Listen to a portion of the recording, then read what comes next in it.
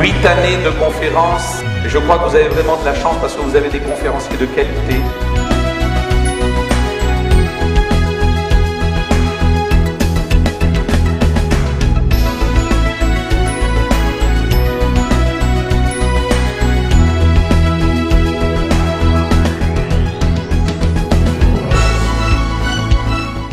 L'autre est toujours une révélation, l'autre est toujours quelque chose que je respecte.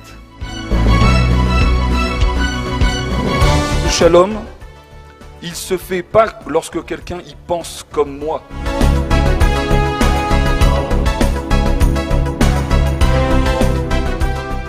Vous pouvez vous applaudir, mesdames et messieurs, de vivre en Eretz Israël, parce que c'est déjà une reconstruction du temple. Vous pouvez déjà vous applaudir. Un juif, en principe, lorsqu'il a compris quelle est sa mission, il n'y a pas de place pour la marloquette, il n'y a pas de place pour les divergences, il n'y a pas de place pour perdre du temps dans des futilités, tellement notre mission est importante dans un laps de temps extrêmement court.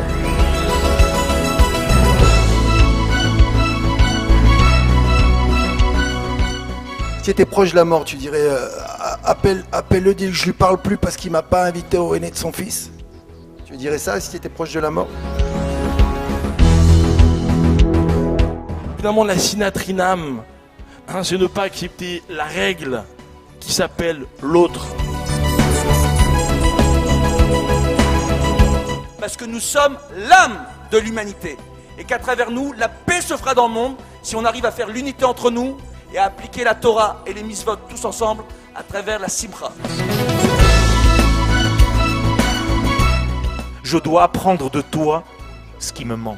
Et toi, tu dois apprendre de moi ce qu'il te manque.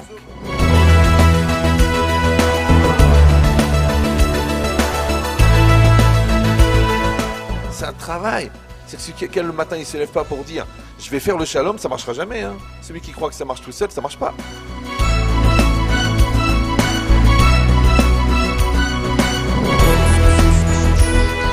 La problématique, c'est de pouvoir arriver à parler à toutes les tendances.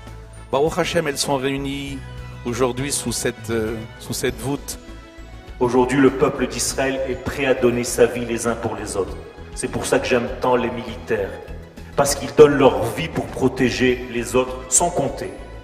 C'est comme ça qu'on doit être non seulement à l'armée, mais dans tous les degrés de la vie, même en étudiant la yeshiva. La Torah ne sert à rien si on n'est pas sur la terre d'Israël. Et la terre d'Israël ne sert à rien si on n'étudie pas la Torah.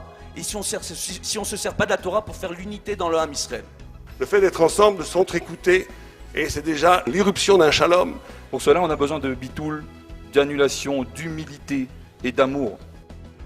Arav Ben Arouche, quand tu viens enseigner au Beth Midrash, qu'est-ce que je te dis à chaque fois que tu sors? Surtout ne change jamais d'opinion. Change pas d'opinion. Tu penses qu'on doit tous faire l'armée? T'as tzodek. Moi je pense pas. Tant que tu penses différemment de moi, mais que tu es capable de danser avec moi, alors ça s'appelle le vrai shalom. Et donc sache une chose, si tu es sûr d'avoir raison, tu es sûr d'avoir raison, tu es sûr de tenir le Hémet, ok? Alors sache qu'une chose, tu n'as pas la vérité. C'est tout. Et le Gaon de Vilna a répondu, quelqu'un qui est vraiment saméar, qui est content de son sort, s'il est saméar, alors il est en shalom. S'il est en shalom avec lui-même, alors il y a peut-être une chance qu'il soit en shalom avec autrui. Qu'est-ce que j'ai fait aujourd'hui dans cette journée qui est passée? Qu'est-ce que j'ai fait pour créer autour de moi de la paix?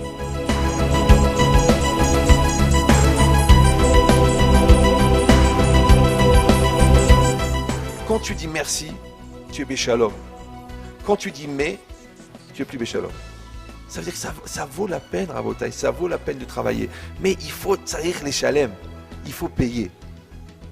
Tu payes dans les midot, tu payes. Le Rav Yoel Ben Arosh, je tiens en personne à présenter devant tout le monde ici ce soir mes condoléances pour la perte de son père l'année dernière. Hachem, Mina Shamayim Tenuchamu, que Akadosh Baruch Hu vous console, Bezrat Hachem, de votre perte. Je me permets de prendre la parole Ilou Nishmat de son père, ainsi que Ilou Nishmat de tous les défunts du Ham Israël. Et comme a dit Rabbi Chaim tout à l'heure, et j'étais très touché par la petite attention qui pour moi est énorme vis-à-vis de mon papa, Zichrono Livracha, bien si on faisait la même chose en pensant à tous les gens qui sont même pas comme nous, d'Afka pas comme nous, eh bien c'est là où nous sommes dans le véritable shalom, dans le sens que j'ai dit, hashlama, compléter les uns les autres.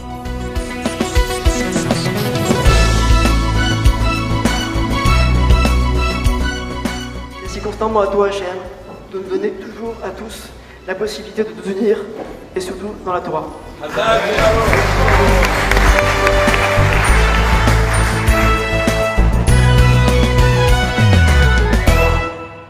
Je voudrais l'encourager, je veux dire de continuer. Ce que tu fais, Shimshon, c'est bien, mais il faut continuer. Alors, je suis heureux de vous accueillir dans cette synagogue qui, ma foi, est assez jolie.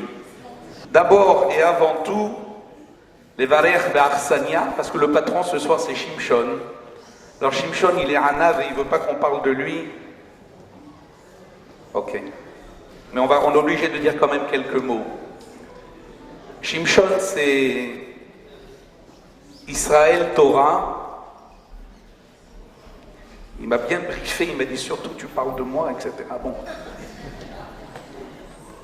8 années de conférences, 40 000 participants, et je crois que vous avez vraiment de la chance parce que vous avez des conférenciers de qualité, vraiment Baruch Hashem. Et ce soir, alors on est le 14 juillet, on a fini la parade militaire, les feux d'artifice, on vous prépare, on propose ce soir une série de feux d'artifice un peu différents, Betoratenu Hakedosha, sur un thème qui est cher au peuple d'Israël, je dirais presque qui est un thème identitaire, qui est le thème du shalom. Le thème du shalom est un thème qui est particulièrement cher au Am Israël.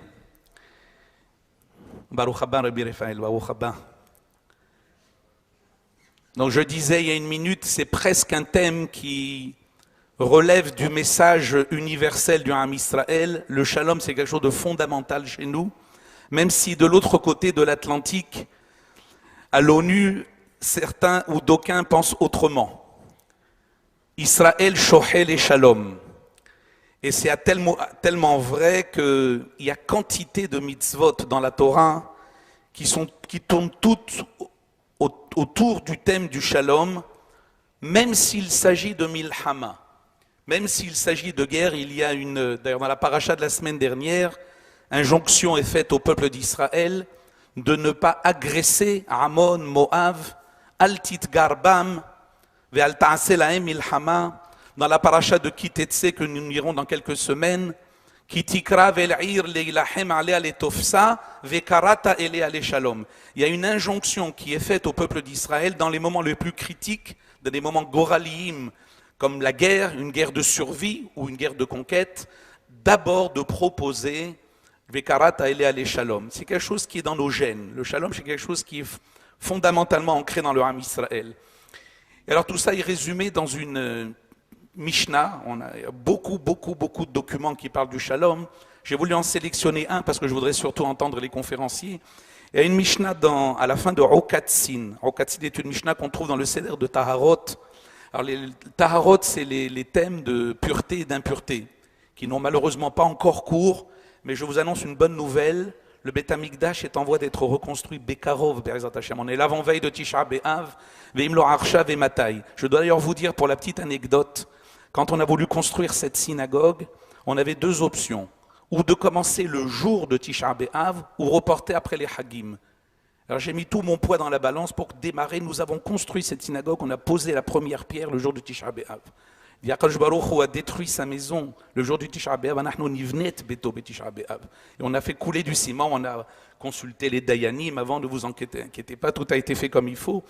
Et on a tenu à ce point d'honneur de construire la maison d'Akadosh Baruch Hu, de donner l'iftoah, Be'ezrat Hashem, afin que Yavo Meshiach Tzidkenu ve'ibanet Bet Hamikdash ha'amiti Be'ezrat Hashem. Alors cette Mishnah dans Okatsin nous dit Lo matza Akadosh Baruch Hu Keli mahazik bracha le Israël et la shalom.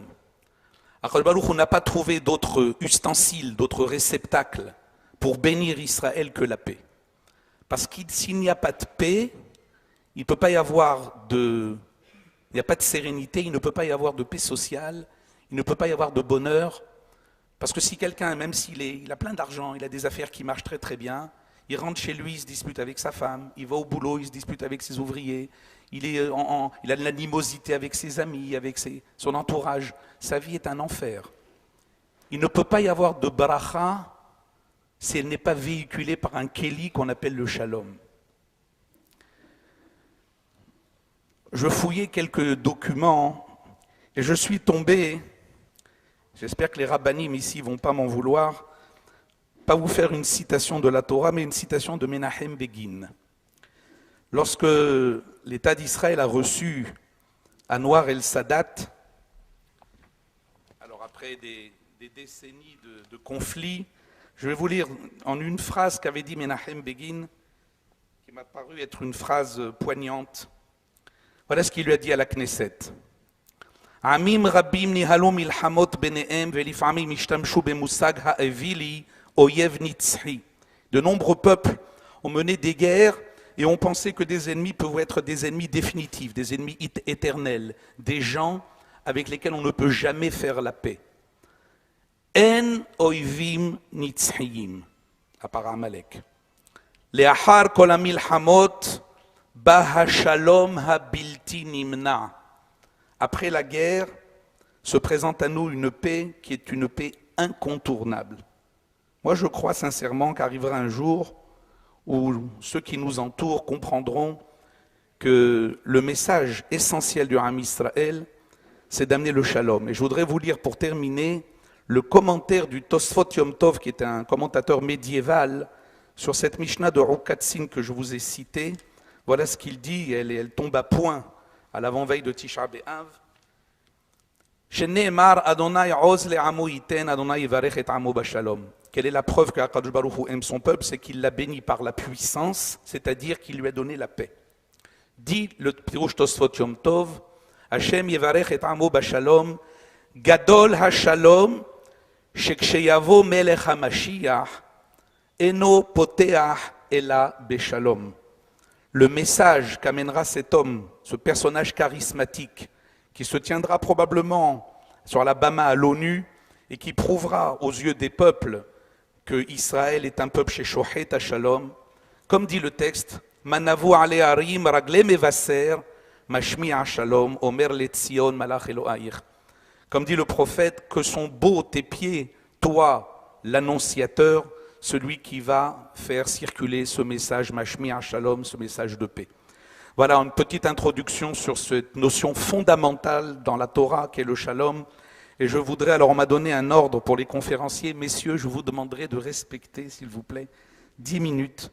Et vous êtes, Dieu bénisse, nombreux, et pour ne pas lasser l'assistance, ils ne seront pas lassés avec vous, c'est sûr.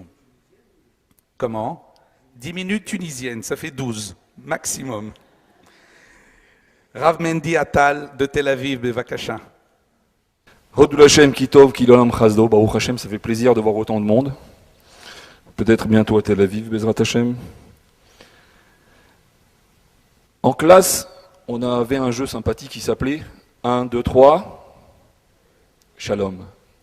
On va essayer ce soir d'expliquer la notion du Shalom en 10 minutes ou 12 avec le chiffre 3. A priori, le chiffre 3 n'a pas de rapport avec le Shalom. Et on va essayer d'expliquer, enfin je vais essayer de l'expliquer, et en espérant que vous allez comprendre, bien sûr, c'est l'essentiel. Il y a certaines communautés qui étudient le Pirkei Avot, tous entre Pessah et Shavuot, et d'autres jusqu'à Rosh Hashanah, pour prendre les forces de passer les chaleurs de l'été en restant dans les voies de la Torah. Et le Pérek qu'on a étudié ce Shabbat, c'est le 3e chapitre. Et la Mishnah commence en disant Akavia ben Mahalalel Omer, Istakel bishlosha devarim. Et ensuite, la Mishnah nous dit Ve'en ataba lide avera. Dame ain bata, ou le anata oler, velifnemi atatid litendin vecheshbon. Je traduis. Sache, prends conscience, Istakel prend conscience de 3 choses, et tu ne transgresseras pas de avera. Sache d'où tu viens, où tu vas, et devant qui tu vas devoir rendre des comptes. Il y a une question qui est relevée. A priori, la Mishnah aurait pu dire simplement Istakel bishlosha devarim, da me'ain bata, ul anata oler, velifnemi ataatid, liten din vecheshbon. Pourquoi est-ce qu'on rajoute cette phrase qui dit prends conscience de trois choses et tu ne transgresseras pas d'Avera? Comme si qu'on a déjà un enseignement avec cette première phrase. Effectivement, on va voir qu'en étant conscient, Istakel bishlosha dvarim, lorsqu'on est conscient qu'il y a trois choses, alors on est protégé pour ne pas transgresser d'Avera. Qu'est-ce que c'est le chiffre 3? En général, pour comprendre une situation dans la vie, que ce soit dans le travail, comme vous avez rappelé tout à l'heure, que ce soit dans le couple, ça c'est un sujet qui est très très intéressant, et tout ce qui se passe en général, on a un côté, un deuxième côté, un qui pense comme ça, un qui pense autrement, un qui pense comme ci, un qui pense comme ça, et on peut arriver parfois à un terrain d'entente, et parfois on peut rester chacun figé sur sa position. Yom Rishon, à la création du monde, le premier jour représente l'unicité de Dieu. Le premier jour peut représenter aussi l'individualité d'une personne qui est là, qui est seule. Est-ce que cela représente le shalom? Non, il n'y a pas de conflit. Deuxième jour de la création du monde, on va voir que Akadosh Baruch Hu, à chaque fois, il dit « Kitov », que c'était bien. Et le deuxième jour, on sait que Akadosh Baruch Hu n'a pas dit « Kitov », que c'était bien. Pourquoi? Une des raisons. Parce que le deuxième jour, il y a eu la séparation des eaux d'en haut et les eaux d'en bas. La séparation, dès qu'on dit séparation, même si c'était bénéfique le résultat, à partir du moment où il y a séparation, il n'y a pas de kitov. Même si la kavana, la pensée profonde, était bonne et sera bonne par la suite, mais au moment même de la séparation, on ne dit pas kitov. Le deuxième jour, c'est la gvura, c'est la rigueur. Par contre, quand est-ce qu'on va retrouver le kitov de Yom Sheni? On va le retrouver, bien entendu, le troisième jour. Ce troisième jour où l'on dit Yom Shlishi Shehurpal Bo Kitov, dans lequel on va voir deux fois le mot Tov. Donc on maintient ici déjà une première fois dans la Mishnah où la notion de 3 nous empêche de faire une Avera. Le troisième jour qui a une puissance de 2 fois Tov. Et ensuite, on va essayer de comprendre, comme on l'a dit, comme il y a chacun des rabbanim a dit un petit mot, enfin a écrit un petit mot dans le petit hebdo de la semaine dernière, de la semaine d'avant. Et le Rav Ravi va ramener au nom de Rabbi Nachman que le shalom se fait avec des contraires. D'ailleurs, c'est une des raisons pourquoi est-ce qu'on dit shalom baït. Pourquoi spécialement shalom baït? Pourquoi pas dans d'autres notions on retrouve ce thème, spécialement shalom baït? Parce que shalom baït, on est là pour réunir deux opposés. Souvent les jeunes, ils arrivent voir le Rav, ils disent « J'ai trouvé quelqu'un qui pense comme moi et qui est d'accord avec tout ce que je dis. » Alors le Rav, au fond de lui, il se dit « Oulala, attendons voir lorsqu'ils vont dire le contraire. » Pourquoi? Parce que lorsque l'on va trouver le contraire et qu'il y aura le shalom, là, ça veut dire qu'effectivement, il y a du shalom behemet et il y a de l'amour behemet. Arriver au shalom, arriver à réunir deux opposés. Istakel, la Mishnah nous dit, qu'on a rappelé au début, Istakel bishlosha devarim ve'en ata balide avera. Prends conscience de trois choses et tu ne feras pas de avera. C'est-à-dire que pour arriver au shalom, et ce shalom, comme le Rav, rappelez-moi votre Belaïch, Rav Belaïch a dit tout à l'heure que sans shalom, alors on n'est pas serein, on n'a pas de bracha. Pour arriver à cela, on est obligé d'être conscient et d'être d'accord qu'il y a un opposé, qu'il y a peut-être un contraire, qu'il y a quelque chose de différent. Alors certes, lorsqu'on a une personne qui dit blanc et un autre qui dit noir, vous allez me dire qu'au milieu c'est gris, peut-être, mais en tous les cas, le blanc seul et le noir seul, ils n'ont pas raison. C'est uniquement lorsque c'est noir sur blanc, c'est-à-dire que la réunion de deux, qui vont amener un résultat positif. Qu'est-ce que ça veut dire? C'est-à-dire que le shalom, il ne se fait pas lorsque quelqu'un y pense comme moi.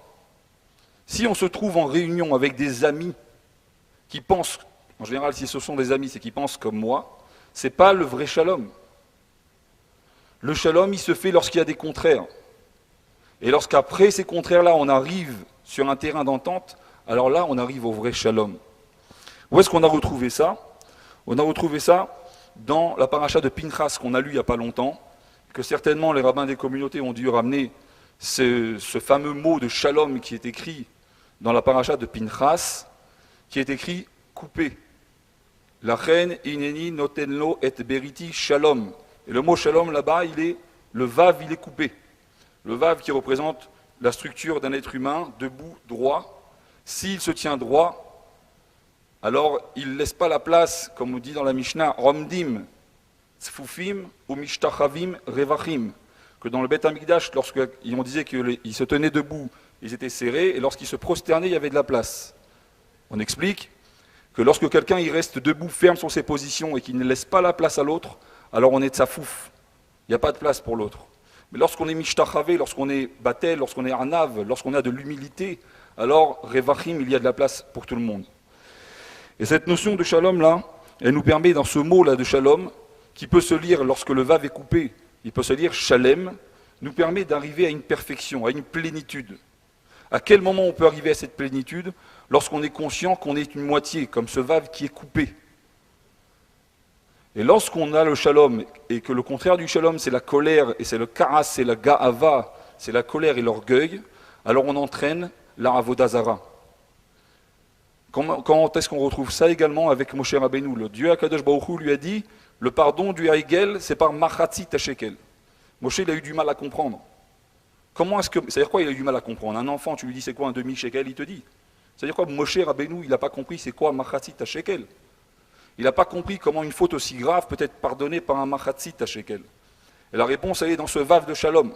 C'est lorsqu'on est conscient qu'on est une moitié, alors il y a la place pour une seconde personne qui est aussi une moitié, et à nous deux, on formera une plénitude, un Shalem. On retrouve dans le Teilim 85 PH, Pasuk Yud Aleph, Chesed ve'emet nifgashu, tzedek ve'shalom nashaku. Comment arriver à ce shalom? Par le tzedek.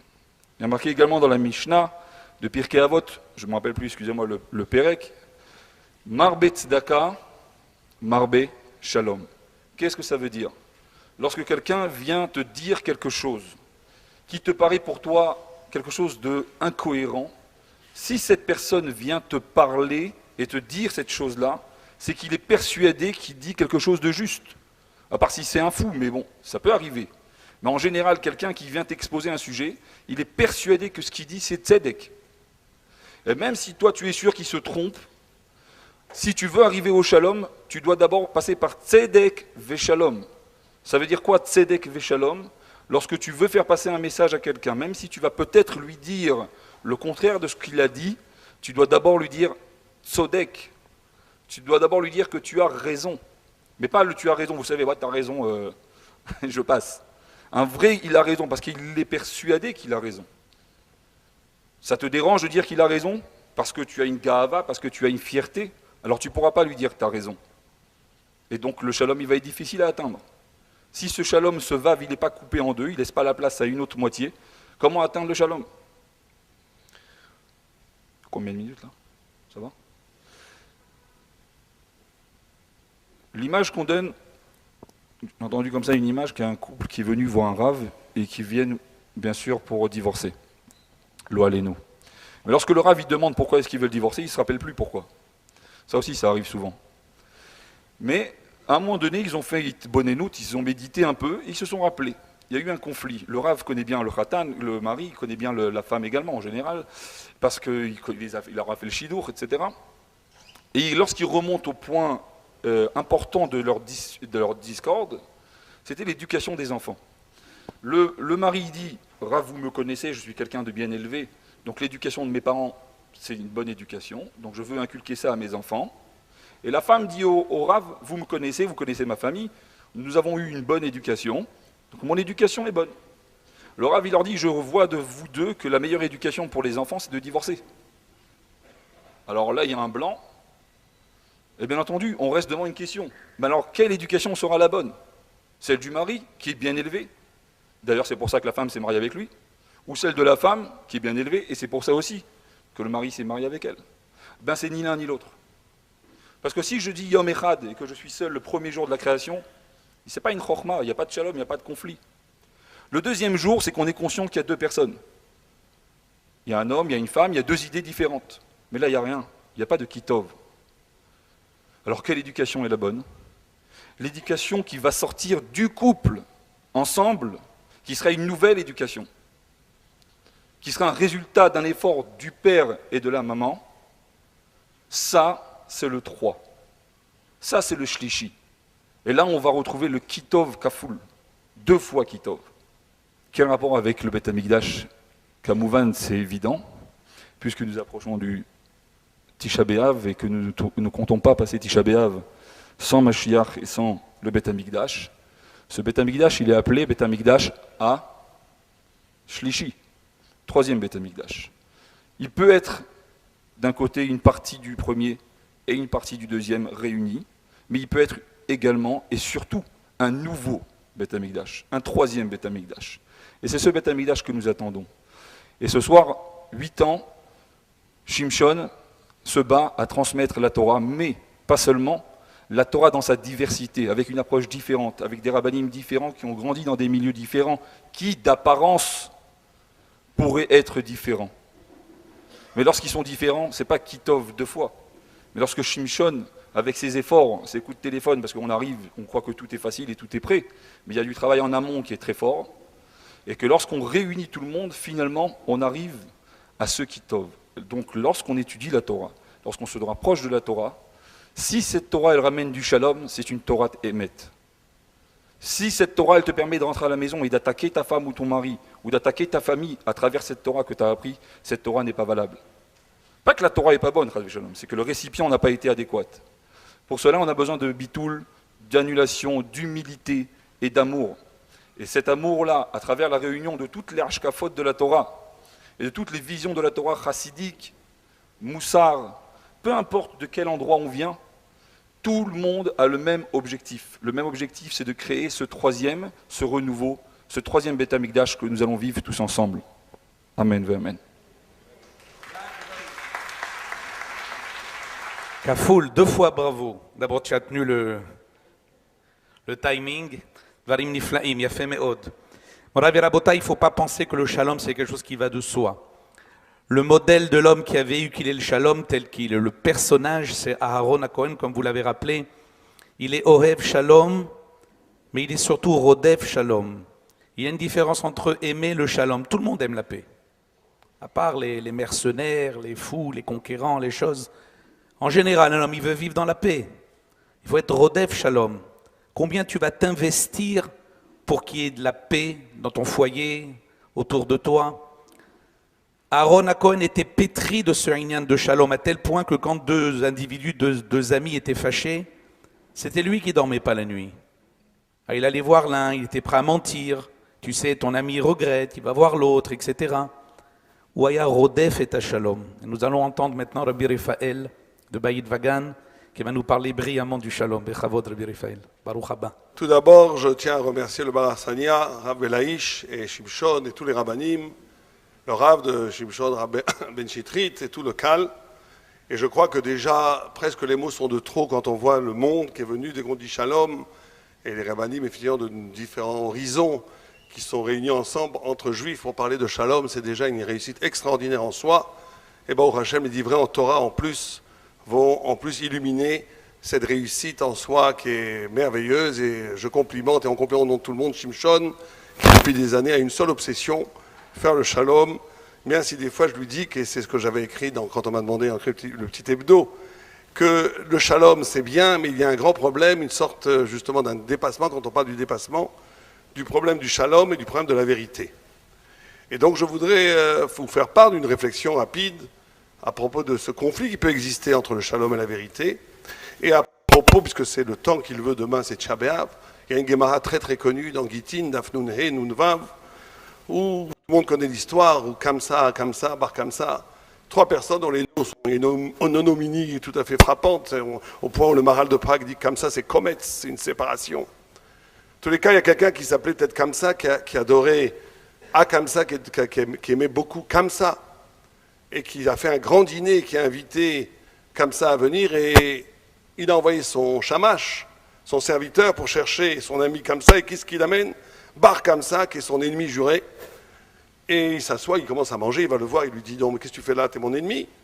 Et il lui dit, mais bon, écoute, puisque je suis venu, j'ai cru être invité, donc laisse-moi là, je suis prêt à payer mon repas. Il lui dit, non, non, sors d'ici. Koum Vepouk, lève-toi et sors d'ici. Il dit, écoute, je paye la moitié du repas, mais ne me fais pas honte en public. Il dit, l'eau, il dit, je paye tout le repas de toute l'assemblée. Et il le prend, il lui dit non, il le prend par le collet, il le jette dehors. Et lui, il dit, comme il y avait une grande table de rabbanim qui n'ont rien dit, qui n'ont pas fait de macha, il dit, si les rabbanim n'ont rien dit, shmamina ni chaleu, j'en déduis qu'ils sont coupables, complices aussi. Et il dit, je vais me venger. Et il va voir le Caïsar, l'empereur de Rome, il lui dit, Yehudaï Mardou Becha, les Juifs se sont révoltés contre toi. Il dit, Miyamar, qui a dit? Il dit, envoie-leur un korban. Et il envoie un korban et il fait un moum, une imperfection. Dans le korban, il y en a qui disent dans la bouche, il y en a qui disent dans l'œil, qui est une imperfection pour les Juifs, mais qui pour les Goïms n'est pas une imperfection. Et donc, ils n'ont pas voulu, au début, les Rabbanan ont voulu le sacrifier, faire le sacrifice pour le Shalom Malchut, le Shalom Malchut. Et Rabbi Zecharia a dit, non, non, non, on va commencer à croire qu'on peut amener en sacrifice des sacrifices qui sont impropres, qui sont avec des balmoum. Il dit, on va peut-être tuer le bonhomme. On va tuer le bonhomme qui fait ça. Il dit, non, non, si Rabbi Zecharia, il se lève encore, il dit non. Parce que les gens vont dire que quand celui qui amène un korban impropre, il est chayav mita, il est passible de mort, il n'en est pas question. Il n'a rien fait. Rabbi Yochanan a dit qu'à cause de Rabbi Zecharia, à cause de son dikdouk, sa façon pointilleuse de voir la halakha, c'est lui qui a causé la destruction du temple. Et Shabbat, au repas de Shabbat avec mes enfants, je me suis amusé à leur poser une question. Ici, il y a 5 protagonistes. Il y a celui qui invite, il y a celui qui l'aime, il y a celui qui le déteste, il y a les Rabbanan et il y a Rabbi Zecharia. Qui est le plus coupable? C'est intéressant quand on pose ce genre de questions. Chaque enfant, chaque personne, les invités, chacun dit. On a eu les 5 réponses. Certains disent les Rabbanan parce que c'est l'autorité morale et spirituelle, c'est eux qui auraient dû agir. Certains disent bien sûr le délateur. Certains disent non, c'est celui qui a. Alors, mais par contre, le Maharal de Prague pose une question. Il dit le pauvre Kamsa qui n'a rien fait lui. C'était l'ami de Hakamsa. Il n'a rien fait du tout. Et pourtant, la Gemara commence en disant que Kamsa et Hakamsa ont détruit le Beth Amikdash. Il n'a rien fait. Il n'a rien fait. Et on s'est trompé, on voulait l'inviter, il n'a pas été invité, il ne connaît même pas l'histoire. Et pourtant, la Gemara dit que lui a détruit le Beth Amikdash. Et le Maharal de Prague, dans les Chidushé Agadot, dit une chose extraordinaire. Il dit, au-delà, on voit ce que c'est un shalom mezouyaf. Le fait d'être ami, mais que cette amitié est clanique. Je suis ami avec toi parce qu'en fait, on est ennemi avec d'autres. Je fais partie d'un clan parce que là, j'ai mes propres intérêts, de protéger mes intérêts pour être ami avec toi, etc., etc. Cet amour, dit le Maharal de Prague, est pire que la haine. Parce que c'est un amour qui falsifie, qui profane la notion même de l'amour. C'est un amour intéressé. C'est un shalom politicien. C'est un shalom qui met la paix dans les ménages, mais qui n'est là que pour l'intérêt matériel, égotique, égoïste des gens. Au point où la Gemara, elle dit, par exemple, que chesed leumim chatatu, que la tzedaka que les goïms font, c'est un péché. Et tout le monde pose la question, c'est du racisme. Un goï qui fait la tzedaka, pourquoi pas? C'est bien. Non. Parce que quand les goïms font la tzedaka au niveau collectif, on va dire peut-être au niveau individuel c'est différent, mais en tout cas au niveau collectif, quand ils donnent le RMI, ou je ne sais plus, il y a un nouveau nom aujourd'hui en France, c'est pour acheter la paix sociale. On donne un peu de tzedaka pour qu'ils ne brûlent pas la Rolls-Royce du riche. Vous allez me dire, c'est pas mal, ça fait... Non, parce que le shalom, c'est le nom de Dieu. La tzedaka, quand on donne la tzedaka à un pauvre, on doit voir une épiphanie, on doit avoir une révélation divine. Quand un pauvre me tend la main, je dois voir Dieu. Si je lui donne l'argent pour qu'il ne m'embête pas, qu'il ne brûle pas ma Rolls-Royce, non seulement je ne fais pas une mitzvah, mais en plus, je détruis, je profane, j'abîme de l'intérieur la notion divine, la notion transcendante de ce que c'est le shalom. Donc, premier enseignement, shalom, c'est un des noms de Dieu. Et on ne peut pas arriver au shalom si, justement, je crois qu'on va tous dire la même chose ce soir. Le Rav qui m'a précédé, qui a brillamment parlé, et les autres, j'en suis sûr aussi, le shalom, c'est évidemment le fait de la capacité d'accueillir l'altérité, d'accueillir l'autre, de ne pas être nombriliste, ne pas être qu'en soi, sinon il n'y a pas de shalom possible. Mais c'est possible de faire cela que si le centre névralgique, le point, le Nekudat HaKoved, le point central de son existence, un petit peu en tous les cas, d'essayer de faire que ça soit plus moi, mais que ça soit Dieu. Ce qu'on appelle l'ishma. Le shalom ne peut pas exister sans un minimum de l'ishma. Dès qu'on est dans une logique des égoïsmes, dès qu'on est dans une logique politicienne, dès qu'on est dans une logique idéologique, c'est-à-dire mon camp, ton camp, même si on a le droit d'avoir une marloquette, et c'est très bien, marloquette leshem shamaïm, ça fait le shalom. Marloquette, dit le Maral de Prague, c'est mechalek mavet. Il fait un jeu de mots, mechalek mavet, coupe la mort en deux. Parce que justement, une vraie marloquette, c'est une vraie écoute. Tu dis quelque chose, je ne suis pas d'accord. Je te dis quelque chose, je ne suis pas d'accord. Mais au cœur même, quand dans les deux chérubins, la voix de Dieu sort dans ce vis-à-vis où on est tous les deux tendus vers la vérité, et où chacun, avec sa neshama, va interpréter la Torah de sa façon, et ça va faire interpréter justement le troisième terme, qui est la révélation divine elle-même. Tout le monde qui a étudié la Gemara en Rav il connaît ce phénomène. On étudie, tu dis ça, je dis ça, et tout d'un coup, tous les deux, on comprend quelque chose qu'on n'avait pas compris au début. Mais c'est, pour rebondir sur ce que vous dites, c'est pas juste l'accord entre deux. C'est même pas quelque chose qui est créé à nous deux comme une nouvelle troisième terme, une sorte de dialectique hegélienne que vous avez exposée. C'est justement par l'acceptation de la tension d'un double rapport aux choses que la limite de cette tension, le fait que je sens que je suis limité par votre discours qui est le compte de mon discours et réciproquement, ça nous condamne à arriver au vrai shalom qui est qui? La révélation de Dieu, Dieu lui-même. Le shalom arrive au bout d'une épreuve d'être capable de dire jusqu'au bout ma vérité, jusqu'à la mort même, mais d'écouter, de prendre le risque de m'exposer et de prendre la mesure de la vérité de l'autre, et dans cette double tension apparaît le visage divin qui est la paix et le shalom et la vérité en même temps. Celui qui dit que dans le shalom, il veut que la paix à tout prix, il veut que les contraires s'accordent, il veut que les choses se passent comme il faut et qu'on ne fasse pas d'histoire, surtout à la table du Shabbat avec le cousin qui est pour l'armée, l'autre qui est contre l'armée, l'autre bon. Bon, taisez-vous, on est tous copains, on est tous d'accord, buvons un bout de vin, oublions. Il est passé à côté, et du shalom et du émet. Celui qui est dans un émet fanatique, idiot, au nom même de la Torah, où il n'est pas capable d'écouter une autre parole de Torah, c'est pas du émet, c'est pas du shalom. Mais d'un autre côté, comment on est arrivé à ce vrai terme? Et là, la Gemara nous le dit, dans la suite de la Gemara, puisque ce bar comme ça, il a été voir, vous voyez, c'est extraordinaire, ce korban, où il fait un moum dans la bouche et dans l'œil. Et le Maral dit, pourquoi c'est pas... Il pose une question tout à fait simple, le Maral. Il dit, pourquoi est-ce qu'on a été idiot? On aurait dû envoyer une lettre à l'empereur en disant, monsieur l'empereur, votre majesté, nous sommes complètement soumis à vous, il n'y a aucun problème, politiquement on vous accepte, et on ne peut pas simplement, d'après nos lois, on ne peut pas sacrifier ce genre de sacrifice. Renvoyez-nous un autre korban sans moum, sans imperfection, on va vous le faire, le korban, avec plaisir. Vous connaissez l'histoire avec le Rambam, où il y avait un Rambam qui était le médecin du roi, où il était accusé, il y avait des conseillers du roi antisémites, et ils l'ont dit, ils voulaient faire trébucher le Maïmonide, et ils ont dit au roi, tu sais qui te méprise, le Maïmonide? Il dit, comment, c'est mon grand ami, Maïmonide.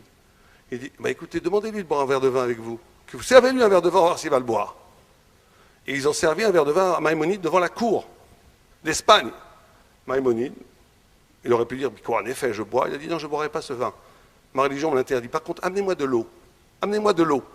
Il a amené de l'eau. Il a demandé qu'on déchausse les chaussures du roi. J'espère qu'il prenait une douche, que ce n'était pas la semaine de Tchabéav. Il a mis le pied dans la bassine et il a bu l'eau devant le roi. Et il a dit, voilà, moi je te respecte, je t'adore, tu es mon souverain, mais je ne peux pas boire le vin, c'est ma religion qui me l'interdit. Mais par contre, je te montre que ce n'est pas du tout personnel. Je bois l'eau qu'elle avait tes pieds. Mais là, ils auraient dû faire pareil. Dit le Maral, non, parce que là, on a touché le point essentiel du shalom et de la guerre. Le corps, un goy, il faut qu'il manque un membre du korban pour le rendre impropre. La vue, c'est quelque chose déjà de spirituel. Ça ne fait pas partie du corps. C'est une extériorité qui rentre en moi. La parole, c'est quelque chose que je projette, qui n'est pas palpable. Et même, dit le col de la BMA, même le bêlement du mouton, c'est quelque chose qui sort. Et dit ça, les goïs, ça n'existe pas. Parce que comme ça n'existe pas, comme c'est pas matériel, pour eux, ça n'existe pas. Pour les juifs qui vivent dans une maréchette spirituelle, ils sont en vérité en shalom avec Dieu, shalom entre eux, et le fait qu'ils se fassent partie, comme le Yud, et vous savez que le monde a été créé avec Yud, avec le Ke, le He, qui est Yud, Dalet. Dalet, c'est les 4 dimensions, c'est pour ça que nos cousins, nos frères chrétiens ont pris une certaine symbole qui est un Dalet, les 4 dimensions, et nous on est le Yud. On est en dehors du monde en étant dans le monde. Mais on est en dehors du monde. Et on unifie le monde, mais en n'entrant pas dans les combines du monde. Et donc ça, c'était la plus grande révolte. Il ne pouvait pas lui dire ça, on ne peut pas faire ce corban. Parce que Kaïsa et Bar Kamsa, qui était un rachat, un mécréant, un affreux Jojo, mais il était très intelligent. Il savait exactement toucher le point. Il a montré à Kaïsa, voilà, les Juifs, ils ne seront jamais en shalom avec vous, les goïms. Pourquoi? Parce qu'ils vivent dans un système où ils ne seront jamais soumis au malchut. Ils sont libres dans leur tanière. J'avais un ami qui disait on peut être esclave dans son palais et on peut être le roi dans sa tanière. Pourquoi? Parce que je suis libre. Je suis avec Dieu, avec la vérité de moi-même, je suis avec la Torah. J'ai rien besoin d'autre, je suis l'homme le plus riche du monde. J'ai rien besoin, je suis libre. Mais ça, ils ne supportent pas, c'est la guerre. Et le shalom, on y arrive si on fait le shalom avec Dieu, avec nous, entre nous. Et après, il y aura le shalom. Vous savez, je disais, je ne vais peut-être pas plaire à tout le monde. Je dis, pourquoi en ce moment, il y a, vous avez fait une petite Ben Begin, moi je vais vous dire autre chose. Vous savez ce que Begin a dit, ça rejoint à ce que je veux dire maintenant. Regardez ce qui se passe. Aujourd'hui, on va envoyer les Baruch Yeshivans à faire l'armée. On veut les envoyer faire l'armée. Qu'est-ce que Dieu y fait? Nous pesons 50 divisions. Nous pesons le monde Yeshiva 50 divisions. Regardez ce qui se passe en Syrie. Regardez ce qui se passe en Égypte. Des Hezbollah qui veulent tous notre peau sont en train de tuer des Al-Qaïda qui veulent tous notre peau. Et ils s'entretuent par dizaines de milliers. On déplore la mort de n'importe quel innocent, de civil et tout. Mais quand les ennemis d'Israël s'entrégorgent et s'entretuent sans que nous on continue à boire notre bière au bord de la mer, c'est pas la preuve et la manifestation que la Torah qu'on étudie en Israël ici pèse 50 divisions. Et donc on arrive par la paix dans le peuple d'Israël, par la paix entre nous, la paix avec Akadosh Baruch Hu, par le fait qu'on est Néhéman, qu'on est fidèle dans le rapport à la Torah, à avoir une influence sur le monde entier. Le peuple juif a toujours marché comme ça. Pendant des milliers d'années, on a vu des empires inébranlables, des empires qui paraissaient une puissance incontournable. Il ne reste même pas aujourd'hui des ruines d'eux.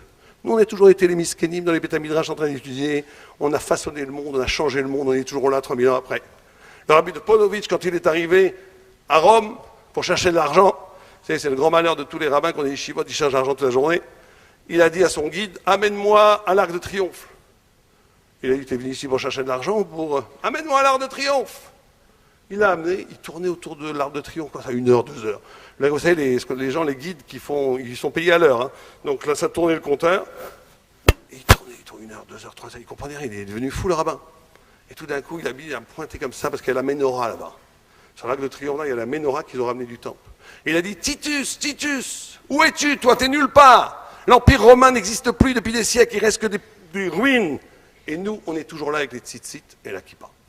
C'est la force inébranlable de la vérité qui amène en dernière instance le shalom. Et je finirai juste, parce que la Gemara continue. La Gemara dit qu'il a fait un entaille dans la bouche et dans l'œil. Et tout le monde comprend que c'est lié, c'est qu'on va lire demain le Megillat Echa. Dans Echa, il y a combien de chapitres? 5 chapitres, par rapport aux 5 livres de la Torah. Dans chaque chapitre, il y a 22 versets, 22 psukim, par rapport aux 22 lettres de la Torah, par rapport aussi aux 22 jours qu'il sépare Yud Zayin Tammuz jusqu'à Tisha B'Av. Et ces 5 chapitres, on regarde que le premier chapitre, il y a tous les psukim, regardez, c'est extraordinaire de voir ça, Echa, Aleph, Bet, Gimel, Dalet, et Ta, impeccable, Aleph jusqu'à Ta, 22 lettres, comme les 22 psukim. Dernier psukim, un bilboul, tout est mélangé. Deuxième, troisième, quatrième Perek, chapitre, c'est exactement Aleph, Bet, Gimel, Dalet, sauf qu'il y a une petite inversion. Le P est avant le Aïn. Le P est avant le Aïn. Et le Maharal de Prague dit une chose incroyable. Il dit, on connaît très bien la Gemara qui dit que les Meraglim, puisque Tisha B'Av, il s'est passé 5 choses. Une des choses, des deux temples à 490 ans d'intervalle, le 9 Ab, ce qui est une chose déjà extraordinaire en soi, que le même jour, les 2 temples ont été détruits. Nos pères ont été interdits de rentrer en Israël, c'était un Tisha B'Av. On a labouré le Harabait. Et Bétar a été dévasté, ça a été une petite Shoah, des milliers de morts. Mais on dit à la Gemara que pourquoi les Meraglim ils ont fauté Mishum Shikdimu Pe la Aïn. Parce qu'ils ont avancé le P en Aïn. Et le P c'est aussi la bouche, et le Aïn c'est aussi le regard. On regarde dans le même moum que dans les corbanotes. Et le Maharal dit une chose incroyable. Il dit la racine de toutes les guerres, ce qui enlève le shalom, la racine de tous les péchés, c'est le fait de devancer la bouche au regard.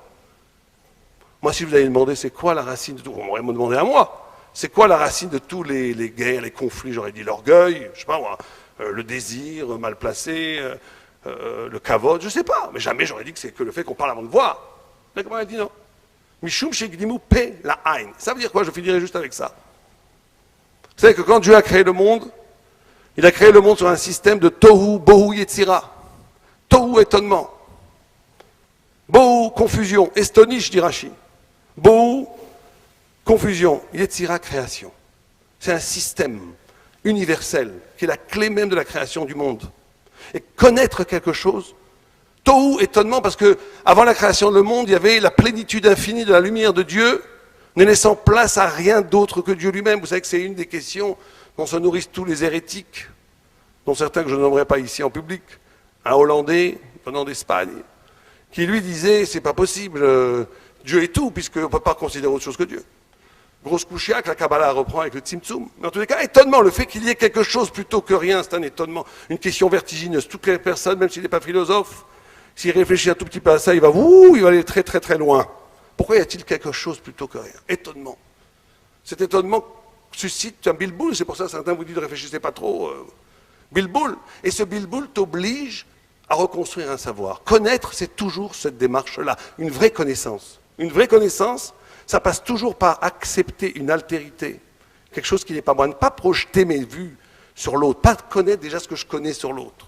Accepter chaque visage humain, chaque rencontre doit donner lieu à un bouleversement, être bouleversé par l'autre. Être bouleversé au point où tout ce que je connaissais jusqu'à maintenant est remis en question par cette nouveauté, par cette altérité phénoménale qui se passe dans n'importe quelle rencontre, qui elle-même amène à une sorte de confusion qui m'oblige à recréer ma pensée en intégrant ce nouvel élément. Et quand on fait ça,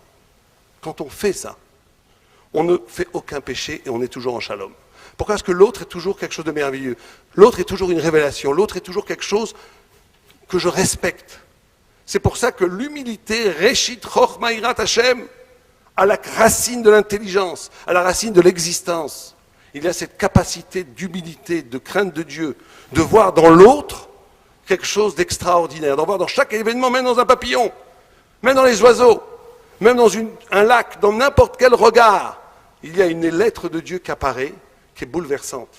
Et ce bouleversement fait que c'est obligé de me remettre en question et de recréer le monde. Quand on est comme ça, on ne fait jamais de faute. Il n'y a plus de jalousie, il n'y a plus de désir mal placé, il n'y a plus de kavod, il n'y a plus de la vérité, la vie, la paix.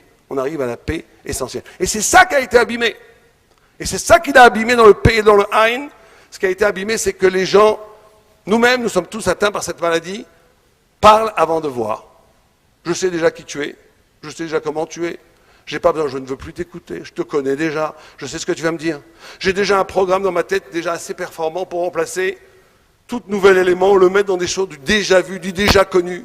Et là, on est dans le monde de l'ego, dans les mondes où je suis moi-même ma propre idolâtrie. On est dans le monde de la sinatrinam.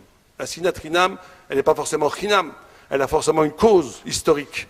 Mais elle est chinam parce qu'elle s'auto-alimente. Je deviens le lieu de ma propre puissance. L'autre n'existe plus, ni Dieu, ni l'autre, ni même le vrai moi-même. Tout est envahi par la matière de cette haine qui est de me poser comme une idole, comme un absolu, qui refuse de voir l'altérité et le merveilleux qui est dans l'encontre de chaque personne, qui rend la personne un vrai tzaddik. Et donc le tikkun, on est tous retrouvés ici grâce à Shimshon, à Rabbi Laïch, à Ben Chitrit et d'autres rabbanim qui sont ici. Et c'est déjà merveilleux, et c'est déjà le fait, même comme disait un grand penseur, le fait même d'écouter avant de savoir ce que je vais dire, c'est une preuve de shalom. On pourrait dire, écoutez, moi vous m'écrivez ce que vous voulez dire avant, et après je vous écoute. C'est déjà une preuve d'accueil de la parole de l'autre. Le fait d'être ensemble, de s'entre-écouter, et c'est déjà l'irruption d'un shalom. Et pendant ces 3 semaines, et pendant les 3 semaines qui sont déjà presque écoulées, et surtout pendant Tisha B'Av demain, il faut chacun de nous essayer de faire cette tikkun, cette tchouva, d'accepter une fois pour toutes que tout ce qui arrive, c'est min hashamayim. Et que tout ce qui arrive a un sens, tout ce qui arrive à posséder le secret d'une voyelle, d'un langage divin, et d'être ébloui, ébranlé, bouleversé par ces nouvelles choses, et de reconstruire son savoir chaque fois, et dans cette dynamique existentielle qui nous permet d'atteindre la tzadikout, et aussi bien d'un point de vue individuel que pour tout un Israël.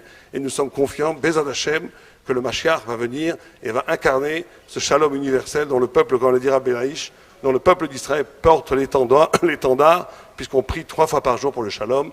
Bezrat Hashem, yeh shalom aleinu val kol amo Yisraël, amen ken yeh ratzon.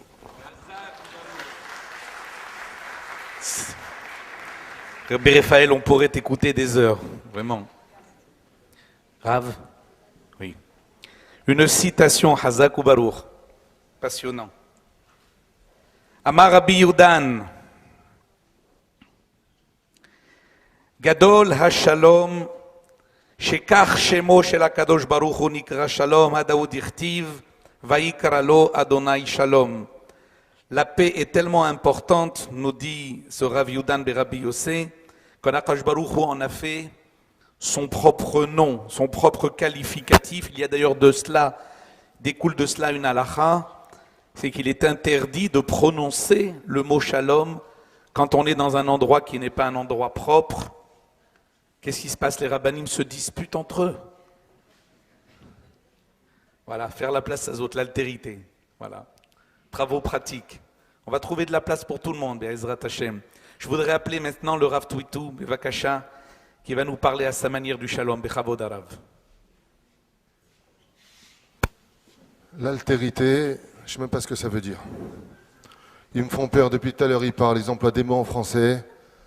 Jet Nerasra. Meshem Hashem, Naaseh Ben Atzliach, et je vous avoue que d'abord vous êtes passé avant moi. Il y a pas mal de choses que je voulais dire ce soir, mais ce n'est pas grave, la Torah est infinie, on prendra un autre chemin pour parler de la Torah. Mais avant tout, j'aimerais vous dire combien je suis rempli d'émotion de savoir qu'un des plus grands sages de Jérusalem est parmi nous, le Rav Naon. Baruch Hashem, je ne le vois pas là maintenant, il est déjà parti. Baruch Hashem, j'aurais voulu le remercier pour ces 2 années où j'ai étudié chez lui au Machon Meir de 87 à 89. Un homme d'une grande profondeur en études. Et bien entendu, me lier d'amitié pour Shimshon, le travail qu'il fait, tous les rabbanim, avec qui, pour la plupart, le Avior Ben Arouch, Baruch Hashem, avec qui je me suis entretenu, Eliou Ayakar, Yizid Nafshi Aravichia, Bechen Alza Derech, Yedidenu, le Baal Arsania, Baruch Hashem, Virotai Verabotai. Je vous parlais aujourd'hui, non pas selon des dictons talmudiques, mais avec mon cœur. Même si on nous dit, Velota Toru, Acharel Evavchem, Acharel Ainechem, ne suis ni ton cœur ni tes yeux. Mais moi, dans la Torah qu'on m'a enseigné, aussi bien quand j'étudiais chez les Breslev, que chez les Lubavitch, que chez les Rav Kook, et ensuite la Torah dite traditionnelle, orthodoxe, j'ai appris une chose, Tachles. Moi, je m'étonne toujours d'une chose jusqu'à aujourd'hui. Pourquoi, depuis toutes ces années, aujourd'hui on fête le chiffre 8.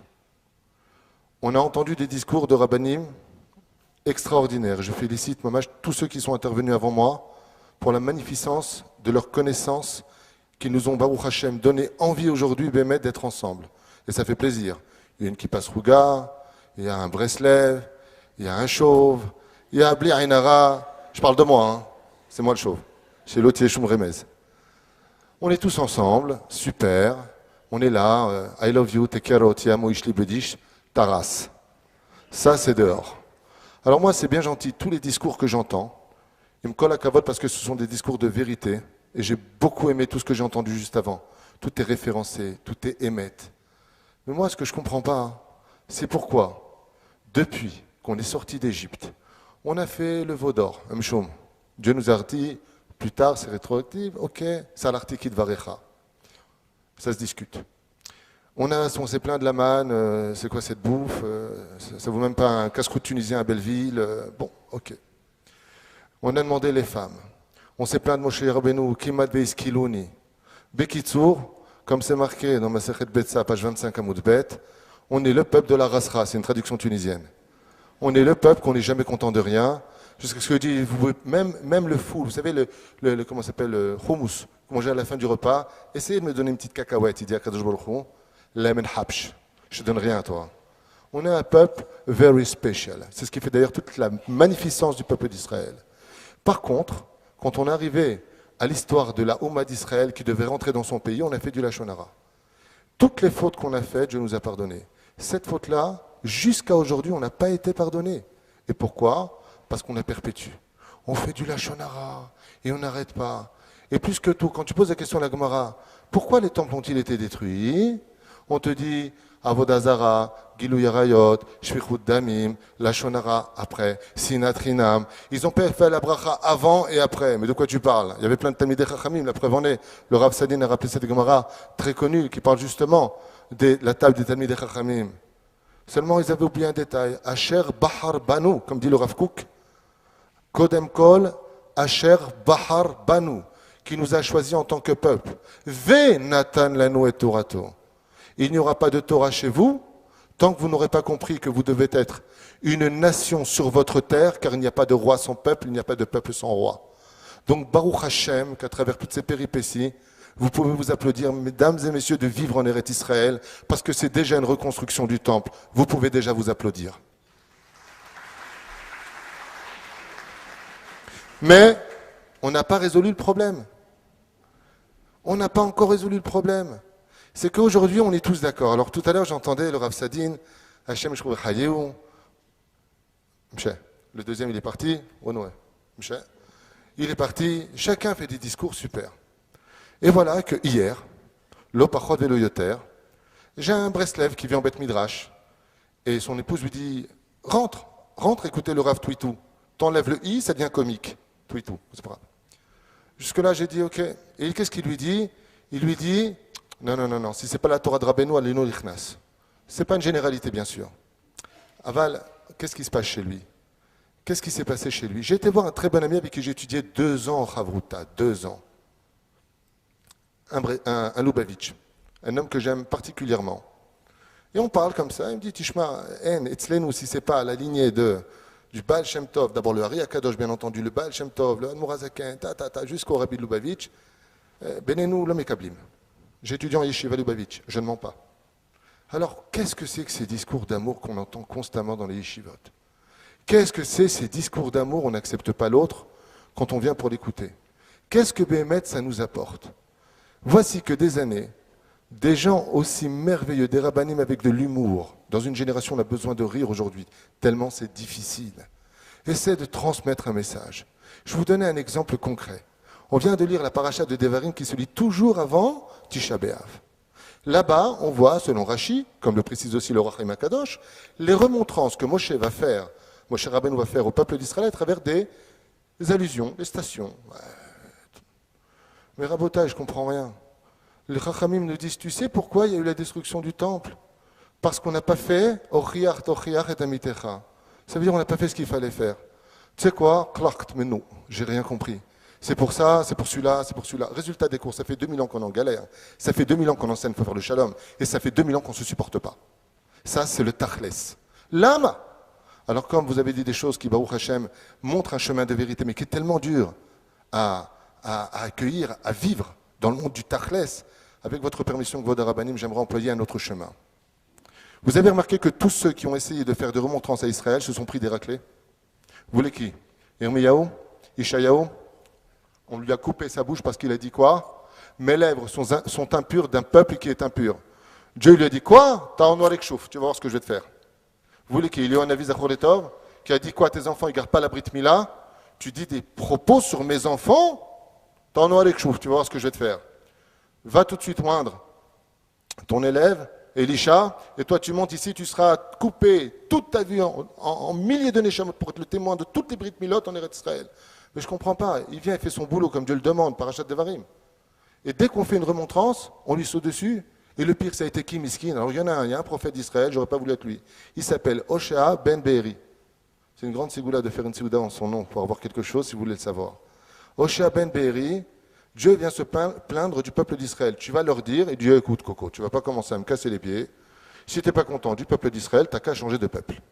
Je le dis avec un petit peu de vulgarité, non pas avec vulgarité, mais pour nous faire comprendre que d'aille de lire sans vivre quelque chose qui va peut-être nous bouger réellement aujourd'hui. Qu'est-ce que lui dit Akadosh Baruch Hu? C'est comme ça que tu me dis de changer de peuple.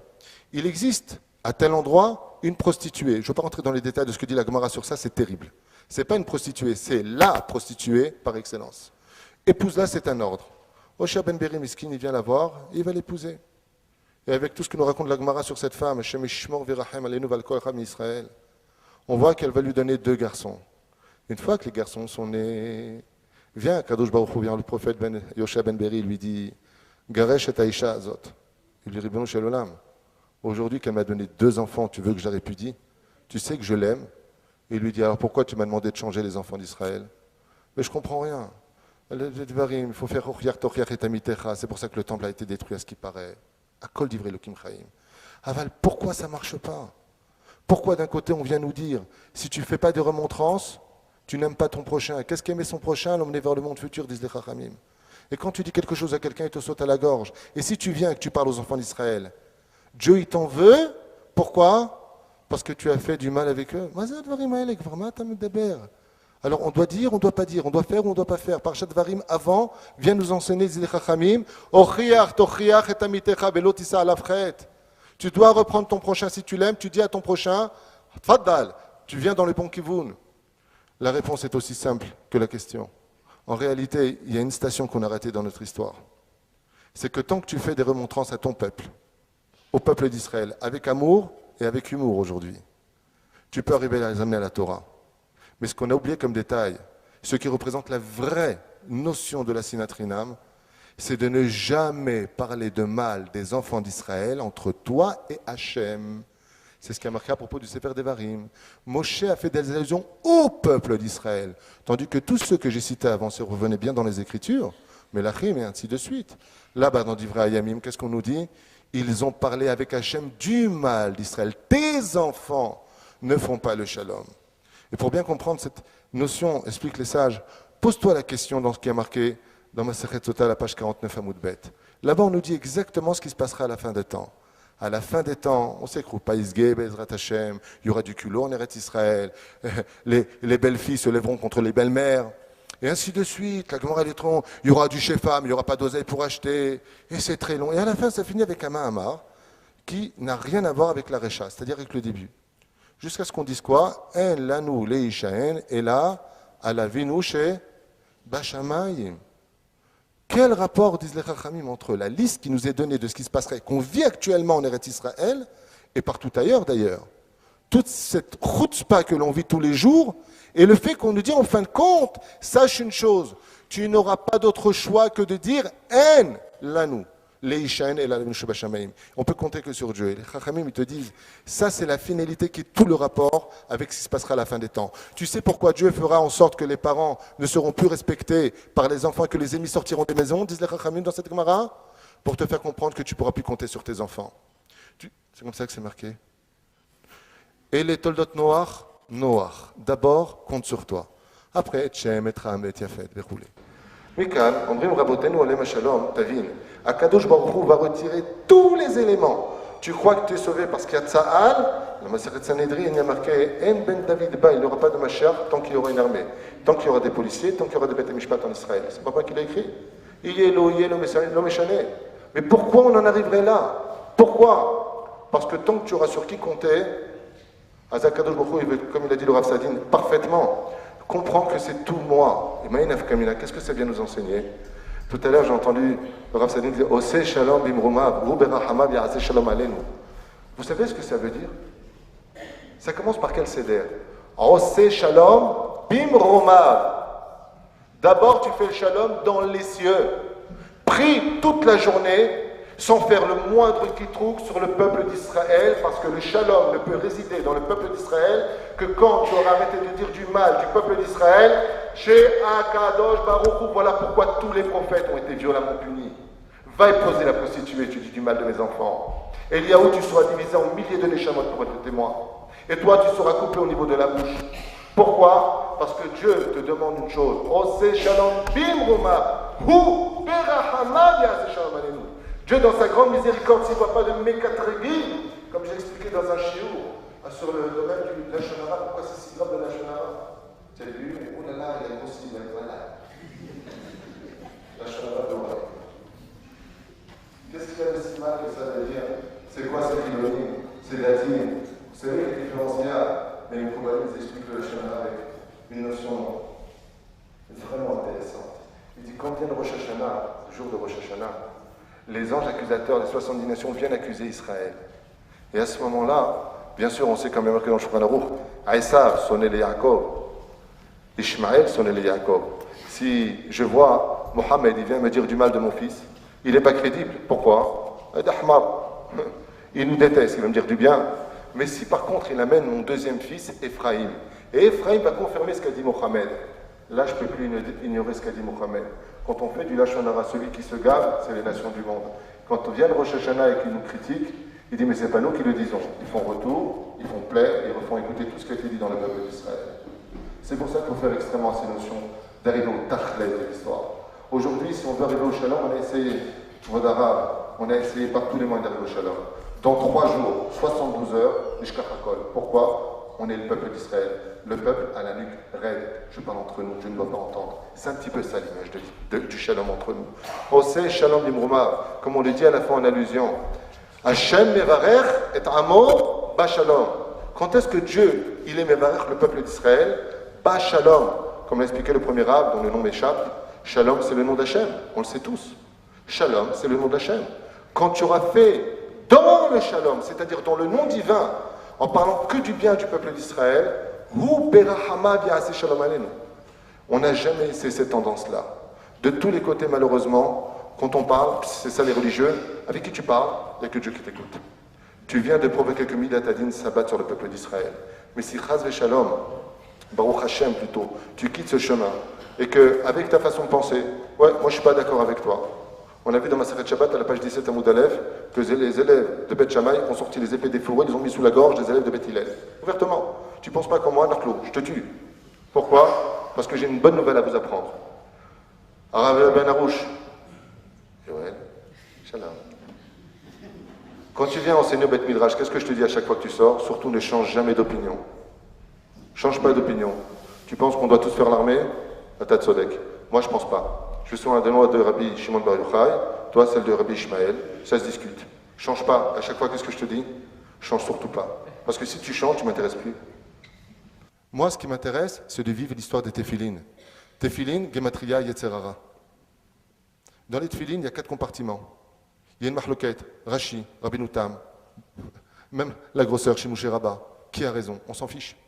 La diversité des opinions ne font rien d'autre qu'enrichir la connaissance. Mais par contre, au niveau du bras, il n'y a aucune marloquette. Vous avez remarqué? On a tous le même parchemin. Tant que tu penses différemment de moi, mais que tu es capable de danser avec moi, alors ça s'appelle le vrai shalom. Comment est-ce qu'on peut y accéder? Il serait temps, comme c'est marqué, Verotai verabotai, Omer Akadosh Baruch Hu, je vous enlèverai toutes les mishénettes, jusqu'à ce que vous dites quoi en fin de compte? Dieu, il n'y a que toi maintenant. Dieu fait le shalom sur nous. Parce que jusqu'à aujourd'hui, avec tous les beaux discours qu'on a entendus, et y compris le mien, Ahjani et Diwan, on n'a rien résolu encore. Awad, je vous appelle pour le 9e anniversaire de Shimshon, Atali, Shalom Alechem. Le shalom est très important. Et je dis, on le sait que c'est important, mais comment est-ce qu'on y accède? Alors on a entendu ici des formules merveilleuses, mais il faudrait faire un effort inouï. Parce que si tout ce qu'on a entendu aujourd'hui était entendu par tous les enfants d'Israël, alors on y arriverait. Et je finirai avec une dernière chose. Je suis en train d'organiser Bli Neder, je dis bien Bli Neder. Je suis en train d'organiser avec l'aide d'Hachem, j'espère y arriver, un kenes. Mais vous savez avec qui? Avec celui qui dirige le corps, la tête. J'aimerais inviter les rabbanim, les plus importants de toutes les tendances, les réunir ensemble pour que les élèves voient qu'on peut émettre, on peut se maintenir ensemble. Un qui passe Rouga, à côté d'un Rabbi Lubavitch, à côté d'un Breslev, à côté d'un... Aujourd'hui, il y a même l'équipe Vrudot. Bien. Et fois nous nimtsaïm. Igi azman, shebezrat Hashem tachles. On prenne sur nous aujourd'hui de dire Areni mekabel alatzmi, le itpalel, comme le dit le Hari Akadosh dans tous les Lechem Chutchabelechu. Areni mekabel alatzmi. Le kol Yehudi, Bachar ou Yehudi behemet. Aval surtout de prier à Kadosh Baruch Hu, Ayom. Comme ça, je l'ai lu de mes propres yeux. Les Chachamim nous disent, il y a un derrière de Shalom qui a été ignoré pendant 2000 ans d'histoire. C'est de demander à Papa qu'il nous fasse lui le Shalom. En la nous leishaen et la lavenu sheba shamayim. Ayom tzrichim litpalel, comme l'a dit Moshe Rabbeinu. Ochiach tochiach et amitecha, fais-le par amour, des allusions. Virotai berabotai. Où est-ce qu'on est arrivé aujourd'hui? Les gens sortent des yeshivot, les parents les rejettent. Mais qu'est-ce qui t'arrive? C'est quand ton fils a le plus besoin de toi que tu le jettes de la maison? C'est quand ton fils va le plus mal que tu le jettes de la maison? Titpalel Hashem. On a oublié une force depuis la destruction du temple, puisque toutes les portes se sont fermées. C'est de prier avec des larmes. Qui? Kol sharim, toutes les sharim no. Nina'alu. Chutzmi na'ale dim'a. C'est pour ça que vient Rosh Hashanah. Tisha B'Av. Les portes des larmes. Le jour où Bezrat Hashem, on priera Hashem de tout notre cœur pour qu'on ait le shalom. Ribono shalom, oseh shalom b'mourmav, ruberachamav yaseh shalom alenu. Ton peuple, c'est un peuple bon. Nous sommes tous des gens bons, en 2 mots. Az Bezrat Hashem, nagia, la shalom ba'olam hazeh. Si on demande à la source énergétique qui nous a créés, Chelek Elokam Imaal, Ribono Shel Olam, moi j'arrive pas à avoir le shalom avec lui. Aide-moi à y arriver. Aide-moi à l'aimer, Bacher ou Chelek Elokam Imaal, alors que peut-être que Bezrat Hashem, Hashem mevarech et amo b'shalom. Et c'est ce que je me souhaite, c'est ce que je vous souhaite. Je sais que mon discours n'a pas de grands secrets à vous dévoiler, mais en tout cas en ce qui me concerne, il est venu d'un cœur sincère qui rentrera si Dieu veut dans votre cœur. Amen. Rav Twitou, moi je vous entends pour la première fois et je dois vous dire que ça a été toute la problématique de Moshe Rabbeinu. Elle est Devarim, Asher Diber Baruch Haba Rabbi Yaakov, Asher Diber Moshe, El Kol Israël. Toute la problématique, c'est de pouvoir arriver à parler à toutes les tendances. Baruch Hashem, elles sont réunies aujourd'hui sous cette voûte et on est, Baruch Hashem, heureux que toutes les tendances, ça a été dit de nombreuses fois, sont réunies ici. Alors je voudrais inviter maintenant Rav Haviv Bechavod. Donc en remerciant Shimshon et avec la permission de tous les rabbanim ici présents, donc je voudrais citer la paracha de la semaine qui nous parle de la remontrance de Moshe Rabbeinu au peuple d'Israël et qui nous dit la chose suivante. On apprend de là, puisque Moshe Rabbeinu a parlé avant son départ de ce monde, c'est là qu'il a commencé à faire des remontrances à Israël. Donc on nous dit la chose que lo osim tochachot et là samour lamita. On ne fait de reproche à quelqu'un que lorsqu'on est proche de sa mort. Ce qui est une chose un peu spéciale. Pourquoi? Parce que comme on l'a rappelé à plusieurs fois, il y a marqué ocheach tocheach et ramitecha. Donc réprimander, tu feras des réprimandes à ton peuple. Okay, donc s'il faut attendre de mourir, alors que veut dire cette mitzvah? Donc bien sûr, il ne s'agit pas d'une question d'âge, c'est un état d'esprit. Comment est-ce que tu parlerais à quelqu'un si tu étais proche de la mort? Voilà ce que nous disent les Chachamim. Qu'est-ce que tu lui dirais? Si tu étais proche de la mort, tu dirais appelle-le, dis que je lui parle plus parce qu'il m'a pas invité au aîné de son fils. Tu lui dirais ça si tu étais proche de la mort? Il est bien évident que si on a la conscience de la mort, alors on a les idées remises en place. D'ailleurs, dans le mot émet, il y a les lettres met, la mort. Okay. Donc, je vais vous lire un petit texte de l'écouté Etzod de Rabbi Nachman, qui dit la chose suivante. Kol olam malé machlokot, en ben umot haolam, vechen bechol ir vair, vechen bechol bayit u bayit, ben ashchenim, uven kol echad im ishto, ובני ביתו ומשרתיו ובניו וכיוצא בזה ואין מי שישים אל ליבו התכלית שבכל יום האדם מת כי היום שעבר לא יהיה עוד ובכל יום הוא מתקרב למיטה ואיך יש לו פנאי לבלות זמן על מחלוקת על כן מישהו בר דעת צריך לשים לב לזה וימשיך על עצמו אריכות אפיים ולא ידבר ימיו על ידי מחלוקת קטנה או גדולה רק יעצור רוחו וכעסו ויהיה לו שלום עם הכל. C'est traduit rapidement. Okay. Donc le monde entier est plein de controverses, que ce soit entre les peuples, entre les villes, entre les maisons, avec les voisins, chacun avec soit sa femme, soit les gens de sa maison, ses employés, etc., etc. Et personne ne prend à cœur la finalité qui est que chaque jour, il y a des gens qui meurent. Parce que le jour qui est passé ne sera plus et nous rapproche de la mort. Et comment est-ce qu'on peut perdre son temps avec des controverses? Par conséquent, celui qui est bardat, c'est-à-dire celui qui aspire à la connaissance authentique, doit faire attention à cela et diffuser sur lui, c'est-à-dire s'attacher à avoir de la patience et ne pas perdre son temps dans des controverses, qu'elles soient petites ou grandes. Okay. Simplement qu'il contienne sa colère afin d'avoir un shalom entier. Donc ici on nous dit que Béhémet, okay, quelqu'un qui passe son temps à se disputer, quelqu'un qui vous savez la dispute, vous le savez mieux que moi, quand on est fâché avec quelqu'un, hein, quand on se dispute avec quelqu'un, on n'est pas bien après. On se dit, on y pense. On est sans arrêt en train de dire oui, il m'a fait ça, même comment je vais me venger. Okay. Ça nous prend des heures des fois, ça nous donne de l'amertume, ça nous rend malheureux.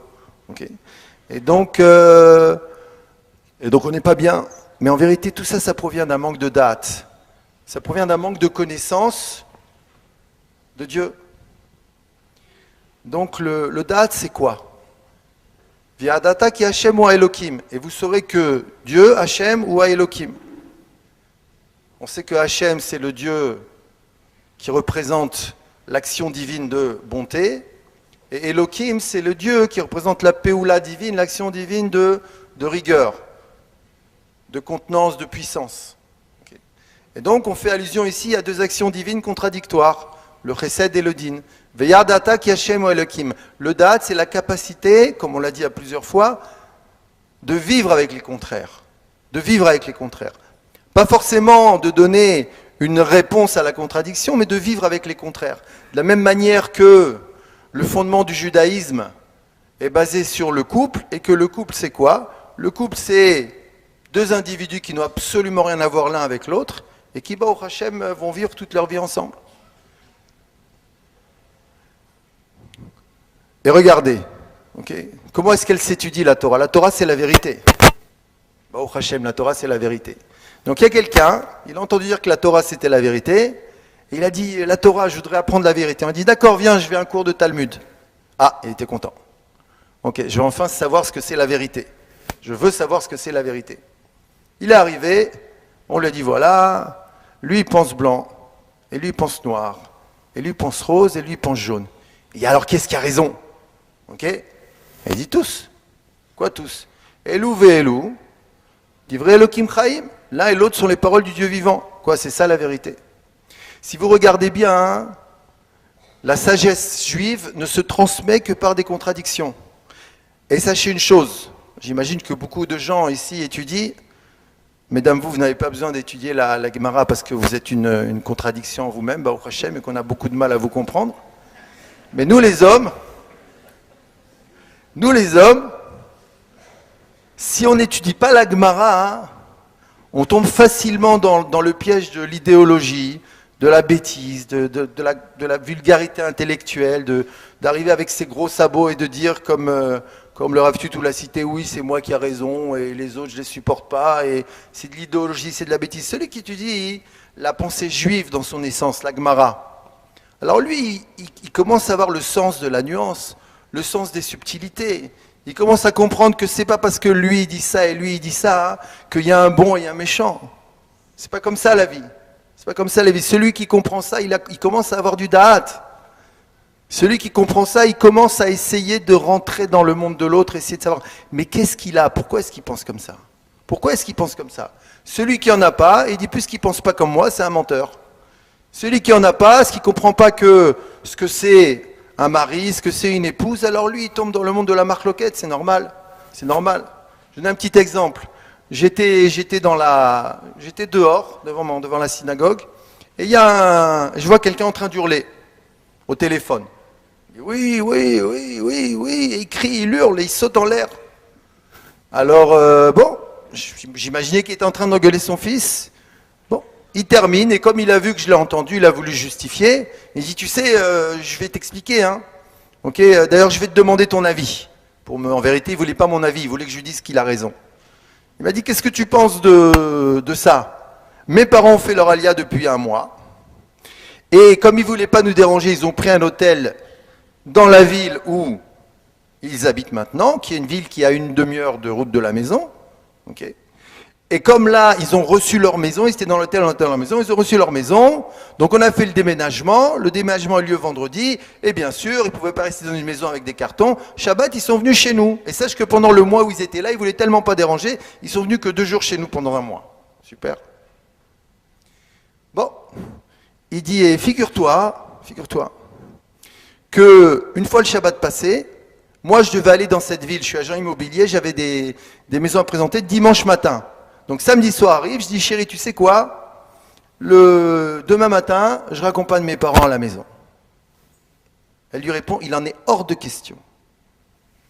Je veux que tu ramènes tes parents à la maison maintenant, je ne veux pas qu'ils restent à la maison ce soir, tu les ramènes à la maison. et est devenu fou. Quoi? Mes parents? Gentils comme ça? Il est devenu fou, il n'a pas compris. Et il hurle. Et en plus, il m'a dit, je ne lui parle pas tant qu'elle ne s'excuse pas. Je lui dis, tu sais, la plupart des femmes, avant qu'elles s'excusent, il faut attendre. Donc, voilà, on entend ça, on est tous révoltés. On dit, c'est quoi cette... Mais avec un petit peu de date, la vérité. Okay. Avec un petit peu de date. En écoutant les cours du Rav Ben Shitrit, par exemple. Alors on dit, qu'est-ce qu'on lui dit? On lui dit, écoute, je dis, excuse-moi, toi tu es un homme, tu es un businessman, tu es occupé, n'est-ce pas? Enfin, ouais, c'est vrai, je suis occupé. Il fait ce que ça arrive que ta femme te reproche de pas être là. Que tu n'es pas là, tu n'es jamais là, tu es toujours occupé, même quand tu rentres au travail, tu es encore au travail, parce qu'aujourd'hui le travail nous suit à la maison. Avant c'était bien, on est allé au travail, il y avait le téléphone du travail, on rentrait à la maison, on était tranquille. Là, le travail nous suit jusqu'à la maison. Une petite boîte carrée, il y a le monde entier, il y a les nouvelles, il y a les fournisseurs, les clients, il y a le monde entier, et on peut... Donc on est là et on n'est pas là. Donc est-ce que ta femme, elle se plaint que tu n'es pas là, que tu n'es pas présent? Il fait oui, elle n'arrête pas de me dire, c'est vrai que je ne suis pas là, je ne suis pas présent. Okay. Donc tu lui manques d'affection, d'attention. Elle dit oui, mais elle comprend, la Parnassa, elle comprend. Elle comprend ça. Je dis oui, elle comprend ça. Je dis, quand tes parents, ils étaient là, comment tu t'es comporté avec eux? Gentiment. Avec attention, avec amour, tu t'es levé, tu les as aidés, tu as tout fait pour eux. Il fait, bien sûr, mes parents. Je dis, ben voilà, c'est ça ce qu'elle te reproche, ta femme. Elle voit que tu es capable de porter de l'attention et de donner une affection terrible. Mais elle, non. C'est insupportable, mon frère. C'est insupportable. Donc, c'est normal qu'elle ne puisse pas supporter encore un seul instant de te voir si gentille, alors qu'elle ne reçoit pas cet amour-là. Maintenant, on comprend mieux, non? Ça s'appelle du date. C'est pas difficile, ça s'appelle du date. Les gens, ils se fâchent parce qu'ils n'ont pas de date. Essaye de rentrer, de comprendre ce que l'autre, il a dans la tête. Et si tu peux pas, ne le juge pas. C'est de la Torah. Al tadun et aferat et komo. Ne juge personne tant que tu n'as pas réussi à être à sa place. Et donc, Elou ve Elou, dit vrai Elohim Chaim. C'est parce que l'un et l'autre, parce qu'il y a l'un et l'autre, qu'il y a la vie. Comme l'a expliqué le Rav Shuitou, quand il y a une personne et une personne qui pense le contraire, alors, comme l'a expliqué le Rav Atal, il y a une troisième chose qui sort, quelque chose de plus fort encore, qui s'appelle le shalom. Donc, ce que je voudrais dire, c'est que, comme on dit, le shalom, c'est le nom de Dieu, mais c'est un nom de Dieu qui est très élevé. C'est vrai que dans la Sota, on raconte que pour qu'il y ait le shalom, okay, Dieu, il efface son nom. On n'a pas le droit d'effacer le nom de Dieu. Mais on met un papier dans l'eau, le nom de Dieu s'efface, la femme boit. Si la femme boit, c'est qu'elle n'a pas trompé son mari, bien sûr. Elle boit, et Baruch Hashem, le mari est rassuré, sa femme ne l'a pas trompé. En plus de ça, elle va tomber enceinte. Et de là, nous disent les Chachamim, de là, on voit que Dieu est prêt à effacer son nom pour le shalom. Donc en vérité, dans cela, il y a le secret du shalom. Le shalom, en vérité, il faut comprendre la chose suivante. Ça veut dire quoi Dieu, il efface son nom pour le shalom? Si maintenant je dis Yosef Bouzaglou, voilà, c'est un nom. Est-ce qu'il y a un Yosef Bouzaglou ici? Est-ce qu'il y a quelqu'un qui connaît un Yosef Bouzaglou ici? Bon, mauvais exemple. Okay. Donc je ne sais pas, on va dire, voilà, Moshe Cohen. Voilà. Donc quand je dis Moshe Cohen, okay, Moshe Cohen, on connaît tous un Moshe Cohen, ou un David Lévy. Donc, Moshe Cohen. Quand je dis Moshe Cohen, c'est le nom Moshe Cohen. Le nom Moshe Cohen, il me rappelle Moshe Cohen. Ses qualités, ses défauts, son apparence, les histoires qu'on a vécues ensemble. Okay, c'est Moshe Cohen, c'est son nom.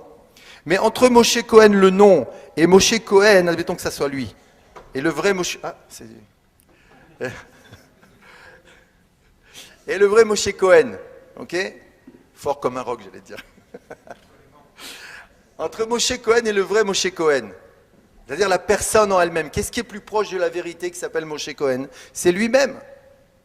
De la même manière qu'un individu et sa vérité, elle est plus proche en lui que dans son nom, de la même manière, Dieu lui-même, okay, est au-dessus de son nom. C'est-à-dire un nom de Dieu, c'est une chose, c'est une action.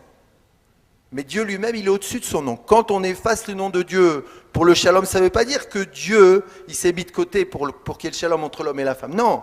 Le fait que l'homme et la femme aient fait la paix, c'est Dieu lui-même. C'est Dieu lui-même, c'est-à-dire qu'il est au-dessus de son nom. Quand il y a le shalom, Dieu est au-dessus de son nom. C'est plus un Dieu théorique, c'est un Dieu vécu dans le shalom. Alors à quoi ça sert d'étudier la parole de Dieu, de prier Dieu, si à côté de ça, on est fâché avec qui que quoi donc? À quoi ça sert? À quoi ça sert d'être engagé si on n'arrive pas à accepter que l'autre qui est engagé différemment, pense différemment justement? À quoi ça sert? Mais à quoi ça sert? Puisqu'on aspire tous à servir Dieu. Tous là, on aspire à servir Dieu, on est venu à un cours de Torah. Alors tu vas rentrer, ça y est, mais je suis fâché avec lui, et eux c'est les menteurs, et eux c'est les méchants. Comme on disait, tachles. Tachles, ça veut dire quoi le shalom? Tachles, ça veut dire par exemple que chacun de nous, et je m'inclus, on va rentrer, et que demain on va choisir quelqu'un avec qui on est un peu fâché, ou très fâché, et on va l'appeler. On va l'appeler. Et on va lui dire, écoute, je veux faire la paix avec toi. Maintenant, ce n'est pas une question, j'ai tort, j'ai raison. Parce que tout dépend d'où tu te places. De quel point de vue tu te places. Si tu te places à la place de, tu verras que tu comprends toujours différemment. Si je m'étais mis, je dis, quoi, ta femme, elle a dit ça, elle a renvoyé tes parents, mais je te comprends, oulala, il faut qu'elle s'excuse. Oula, c'est incroyable, ça, c'est terrible. Peut-être tu devrais, je sais pas, mais en tout cas, il faut lui donner une bonne leçon, cette femme-là. J'ai compris l'autre. Maintenant, si je me mets à la place de la femme, je comprends la femme. C'est pas pour autant que je justifie qu'elle dise à ses beaux-parents de partir. J'ai pas justifié ça, mais je l'ai comprise. Donc comment dire, si j'ai cette aptitude au date, alors je peux, Hachem, je peux arriver à quelque chose. Je peux arriver au shalom et surtout je peux arriver à la vérité. Et entre les deux, il y a une relation inverse. L'un implique l'autre. Dans le Sefer Amidot, Rabbi Nachman dit que chez Hashemet, il y a shalom. Une fois, j'ai dit ça à quelqu'un qui était fâché avec un autre. Je dis, regarde, quand il y a la vérité, il y a la paix. Il me fait, oui, justement, l'autre c'est un menteur, c'est pour ça que je n'ai pas le droit de faire la paix avec lui. Il m'a fait la phrase à l'envers. Je dis, non, chez Hashemet, il y a shalom. C'est-à-dire, si tu es vrai, tu es obligé d'arriver au shalom. Si ta Torah, elle est vraie, elle est obligée d'arriver au shalom. C'est tout. Tu n'as pas réussi à arriver au shalom, alors tu manques de date et tu n'es pas attaché à la vérité. C'est tout. Maintenant, on ne parle pas de justifier ce qui n'est pas justifiable, on ne parle pas comment dire, d'un shalom stupide qui consiste à attendre l'autre jour, c'est pas de ça qu'on parle. C'est pas d'être un pigeon qu'on parle, c'est l'11e commandement d'ailleurs. Assur liot frayeur, mais il était tellement évident que Dieu a jugé bon de ne pas le mettre dans les tables, et puis en plus ça a cassé la symétrie, mais c'est l'11e commandement. On ne parle pas d'être un pigeon ici, on parle d'un état d'esprit. On parle d'un état d'esprit. Si tu avais de la peine pour quelqu'un qui se comporte mal, au lieu de le détester, au lieu d'en parler, comme si c'était une mitzvah, alors peut-être que tu commencerais à avoir du date. Qui a nitzachon et nosovel et taemet, marqué dans le Sefer Amidot. Quelqu'un qui veut toujours avoir raison, il ne supportera pas la vérité. Donc regarde en toi. Tu veux faire partie de tous ceux qui veulent avoir raison, et donc sache une chose, si tu es sûr d'avoir raison, tu es sûr d'avoir raison, tu es sûr de tenir le émet, alors sache qu'une chose, tu n'as pas la vérité. C'est tout. A nitzachon et nosovel et taemet. Mais si tu es capable de faire, comme nous disent les Chachamim, Ose shalom iruma, vous be'achama, le shalom, d'accord, mais recule, laisse la place. Si tu es capable de laisser la place, alors oui, c'est shalom aleinu. Amen, Ken Yiratzon.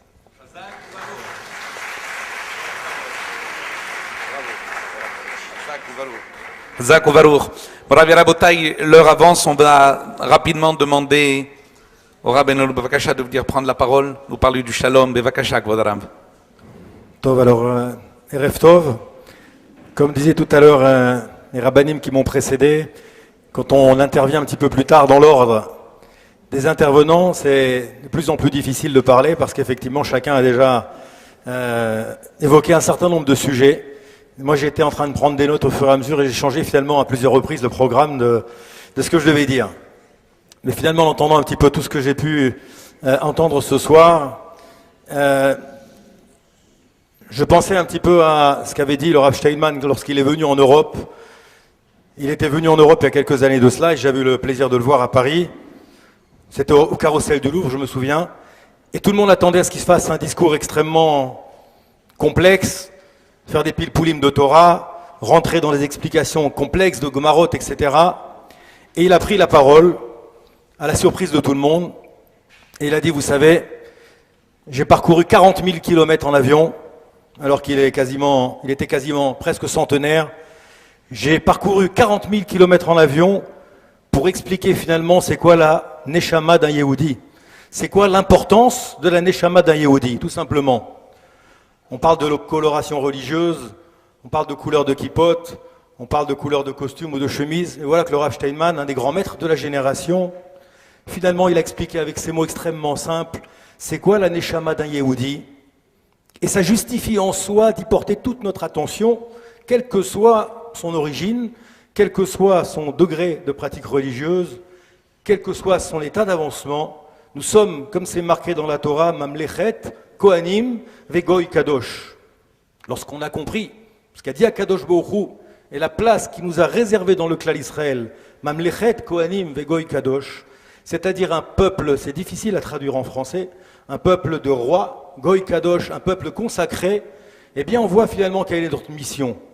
Et on va voir finalement ce qu'attend Akadosh Baruch Hu de nous, et que le shalom prend toute sa place, parce qu'en finalement, un juif, en principe, lorsqu'il a compris quelle est sa mission, il n'y a pas de place pour la marloquette, il n'y a pas de place pour les divergences, il n'y a pas de place pour perdre du temps dans des futilités, tellement notre mission est importante dans un laps de temps extrêmement court. Et c'est vrai que les plus grands maîtres l'ont compris. On a cité Rav Steinman, mais j'ai lu dans un sefer, on a posé au Gaon de Vilna, tout le monde a entendu parler, j'imagine, du Gaon de Vilna. On lui a posé une question célèbre, on lui a dit, cher maître, quelle est selon vous la mitzvah la plus difficile de toute la Torah à réaliser? Alors bien entendu, si je vous posais la question à chacune ou chacun d'entre vous, chacun va donner une mitzvah particulièrement difficile à réaliser, peut-être plus ou moins difficile. Et les gens sont restés comme ça dans l'attente. Et qu'est-ce qu'a répondu le Gaon de Vilna? Le Gaon de Vilna a dit comme ça, c'est marqué dans la Torah, Vesamarta bechagecha, ve'aita achsameach. Tu te réjouiras dans tes fêtes et tu seras entièrement dans la joie. Alors les élèves lui ont posé la question, qu'est-ce que ça veut dire? Vesamarta bechagecha, ve'aita achsameach. Le Gaon de Vilna a dit, pour moi, la mitzvah la plus difficile à réaliser dans ce monde, c'est d'être sameach, c'est d'être heureux. C'est d'être heureux. Et bien entendu, il a développé, il a dit qu'est-ce que ça veut dire être heureux.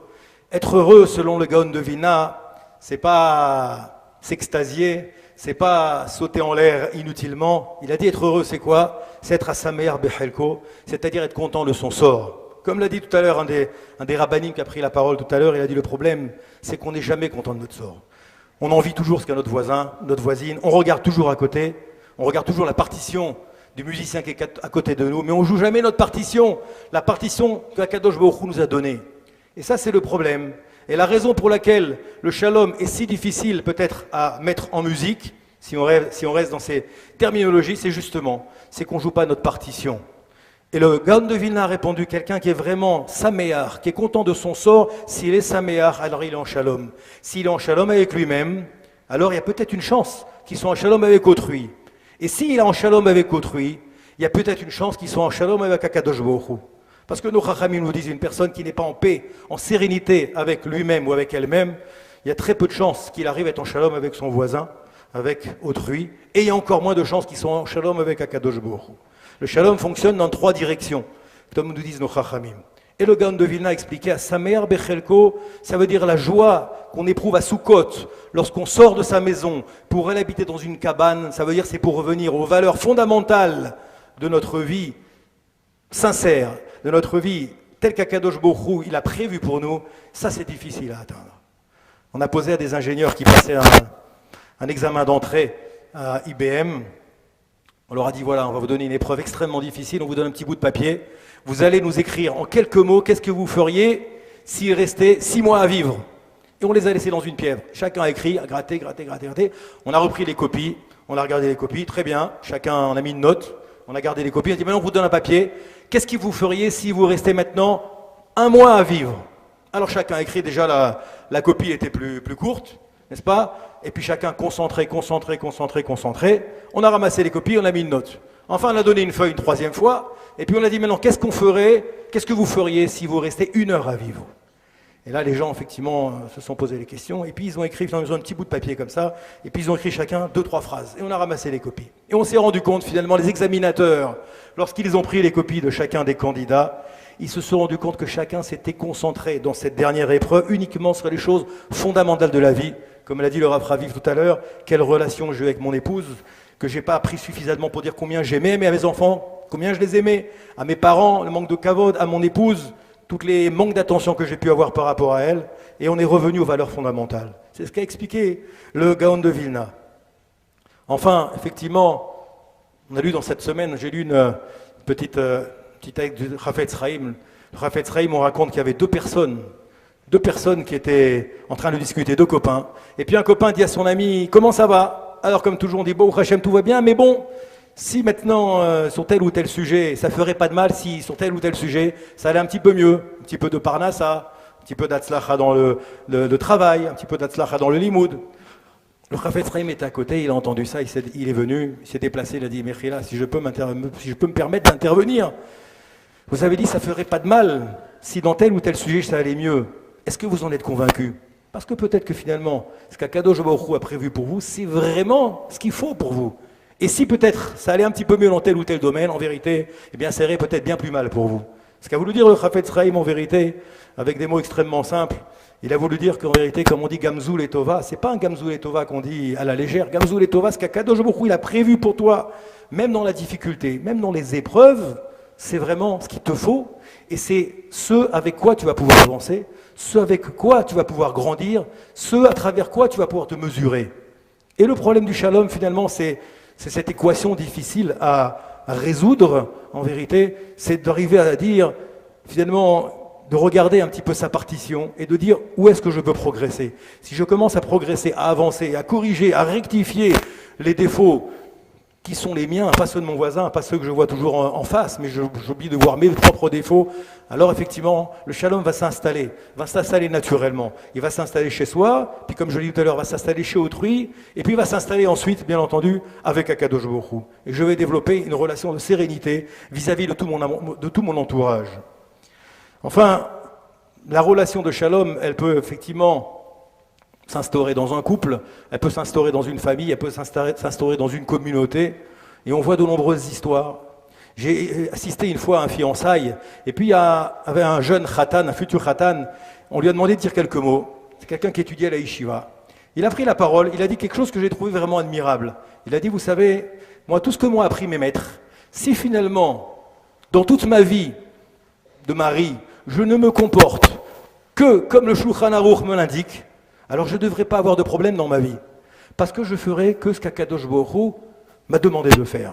Et en vérité, effectivement, c'est peut-être aussi la clé, une des solutions pour trouver le shalom, c'est effectivement s'en remettre à Akadosh Baruch Hu. Quand je commence à dire moi je pense que, et moi je, là on commence à avoir des difficultés. On commence à rentrer dans la difficulté. Ce jeune homme a dit de manière un petit peu naïve, si je m'en remets au Shulchan Aruch, ça veut dire quoi? Au code de la route. Pourquoi? Parce qu'Akadosh Baruch Hu a créé une machine extrêmement sophistiquée. Le iPhone à côté c'est de la rigolade.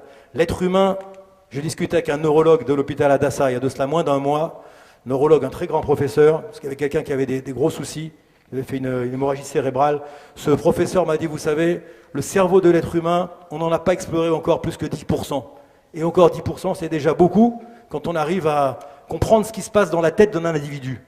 Et les rabbanim plus spécialisés que moi vous le diront ce soir, combien l'être humain est une machine compliquée, une machine complexe. Et voilà que maintenant je te donne les clés. Je te dis, tiens, je te donne les clés d'une Ferrari, et tu vas aller conduire ce bolide sans avoir pris la peine d'avoir pris d'abord des leçons, d'avoir pris des cours. Bien entendu, n'importe qui te dira, tu vas partir dans les décors. Alors Akadosh Baruch Hu nous a donné une garantie. Là, si tu veux que cette machine, tu la fasses fonctionner comme il faut, commence par ouvrir le mode d'emploi, commence par étudier le code de la route de cette machine, et peut-être que tu vas éviter un certain nombre de problèmes.